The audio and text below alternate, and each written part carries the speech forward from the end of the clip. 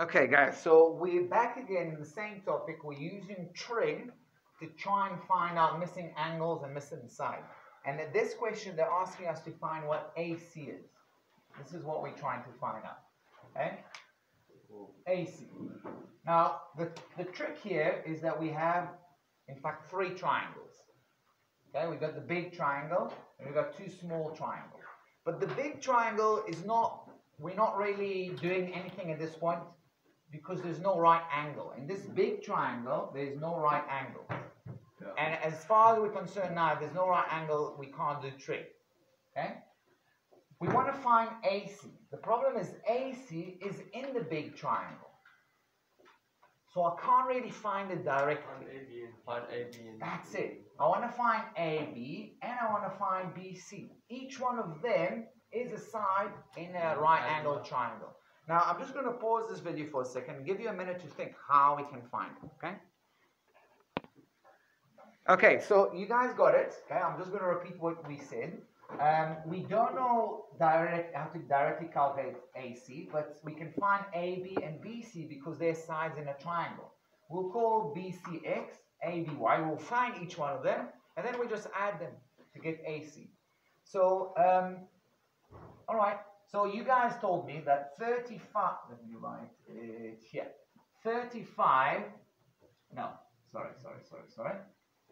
You see, we've got a little bit of problem here as well. 35 over y. So what we were talking, we said tan 48. You know what, let's just do that. Let's just do that, and then I'll show you how we make our life a bit easier there. So tan 48 is equal to what? 35 over y. 35 over y. Why? Because 35 is opposite 48. Y is adjacent to 48. Okay, we need to find y. Can we do it like Twenga did in one step? What should I write, Twenga?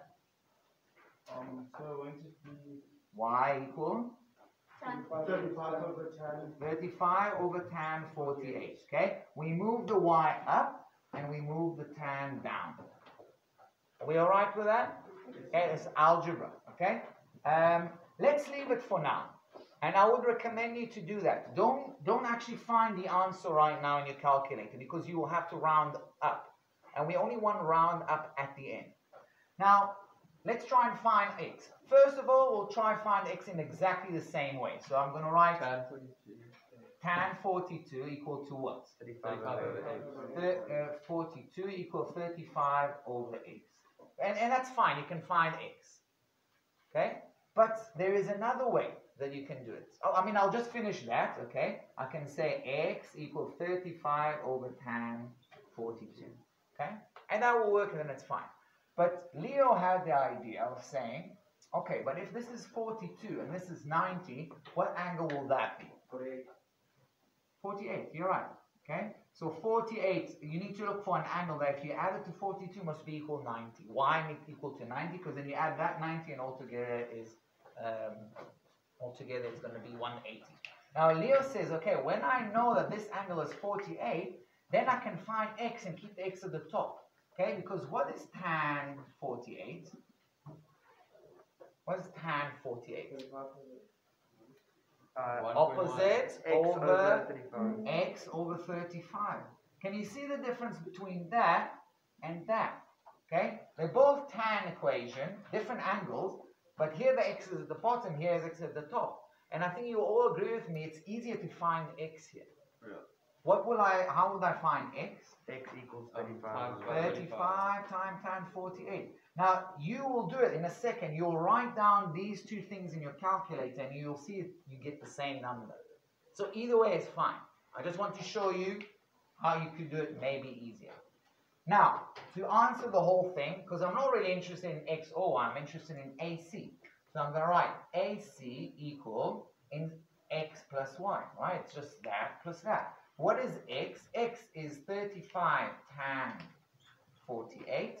Or you can write down 35 divided by tan 42. You'll try it and you'll see you get the same thing. Plus what the y was? This one, plus 35 over tan. But so can't you also say for that one then? Okay, I'll hear you in a second, okay? So, what I want you to do now is just put that in the calculator for me. I'll pause, and then I'll answer questions, okay? Pause again. Okay, so yeah, we're getting 70,39. Now, I want to just pause in this and just look at it again and explain why I've asked you to not calculate this one first to find what x is, find what y is. Sorry, that should have been y. A mistake. That was y, isn't it? So I asked you not to find what x is and what y was and then add it up together. Okay? And the reason why I've done it is that if you did that, you will get some kind of decimal place. You'll round it up, or you'll round it, and then you'll round this, and you can actually find an error. So let's try and do that together. Can you please put that for me in your calculator and that? I'll pause. We'll see what we get, and we'll see if we get something. Okay, so you guys found out for me the x and the y separately, and you round it up to 2 decimal places. Now let's try and find out x and y just using these things. So 38,87, right? 38,87 plus 38,87. What do we get? 76.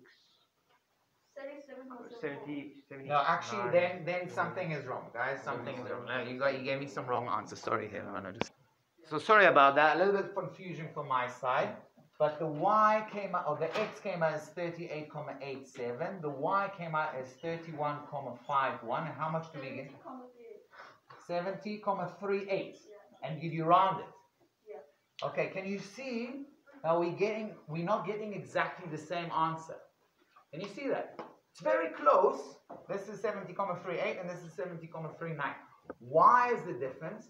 Because here you rounded up this figure a little bit, you rounded this figure a little bit, and then when you added them, you rounded up again, you will have a small error. It's better to put everything together in the calculator like we did the first time, and then we'll get an accurate answer. This is more accurate than that. So if you round it up halfway through, you possibly would lose a mark. In this case, I might judge and say yes. Unfortunately, you lost the mark. Okay, I'll pause here. I'll stop here. I think we've got enough.